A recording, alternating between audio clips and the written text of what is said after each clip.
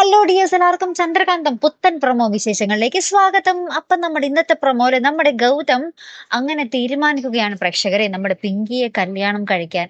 എന്താ അല്ലേ കഥയുടെ ഒരു മാറ്റം? നിങ്ങളൊന്ന് ആലോചിച്ച് നോക്കി. പണ്ട് എങ്ങനെ നിന്നവരെ ഇപ്പൊ വിവാഹം ചെയ്യാൻ പോകുന്നത്? എന്തൊരവസ്ഥയാണ് നമ്മുടെ ഗൗതമിന്റെയും നന്ദയുടെയൊക്കെ അല്ലെ. എന്തായാലും നമ്മുടെ വല്യമ്മയും നമ്മുടെ ലക്ഷ്മി അമ്മയും കൂടെ പറഞ്ഞു പറഞ്ഞ് ഇത്തവണ നമ്മുടെ ഗൗതമിനെ കൊണ്ട് അത് സമ്മതിപ്പിക്കുന്നുണ്ട് അല്ലെ.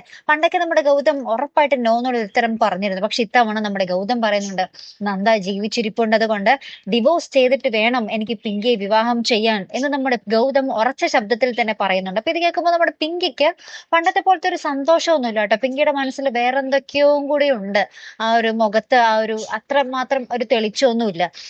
ഈ ഒരു വിവരം നമ്മുടെ പിങ്കിയാണോ ആരാണോ എന്ന് അറിയില്ല, നമ്മുടെ നന്ദയെ ആരോ വിളിച്ച് അറിയിക്കുന്നുണ്ട്.